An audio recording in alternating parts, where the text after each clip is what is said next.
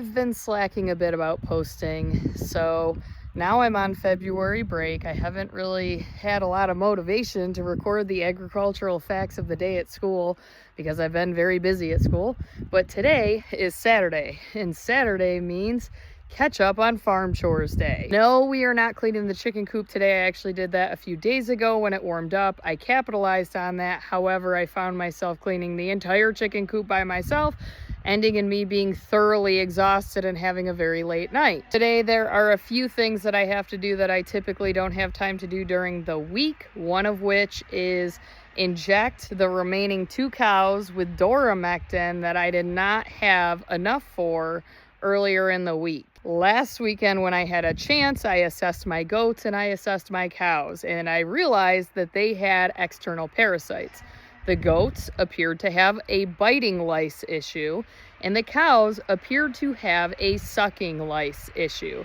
You may ask, how did I know that without taking a skin scrape? Well, I kind of turned into a monkey from National Geographic and started picking through their hair and actually found the little bugs and identified them. I have some pictures if anyone would like to see them, which we always have external parasite issues with those 2 species of animals, because as you can see by the snowdrift behind me, you might not be able to tell how tall that snowdrift is, but it is definitely about 4.5 feet tall. So our animals are housed in the barn for the entire winter. There's really not any way around having this issue when you have animals housed in a barn all winter long. And yes, the cows do have access to the outdoors, but they spend most of their time inside.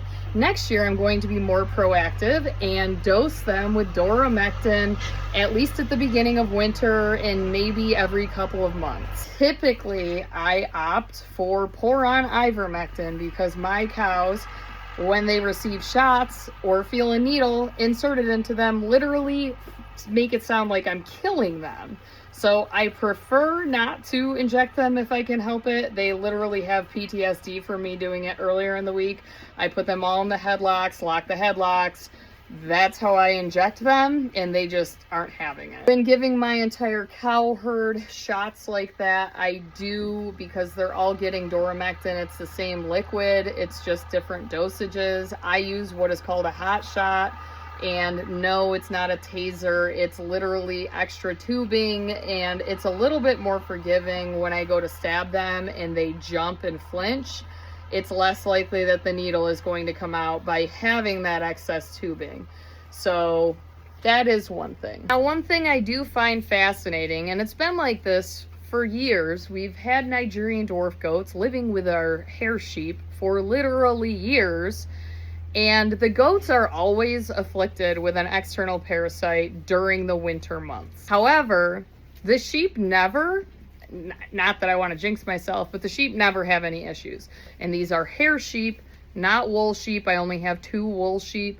And I always just find it interesting that the sheep never really, and I know that sheep can get external parasites, but apparently those type of lice are species specific because the sheep never have to be treated for any of that. And that's just one more reason why I really don't need any goats in my life, and I hope to get rid of my Nigerian dwarves.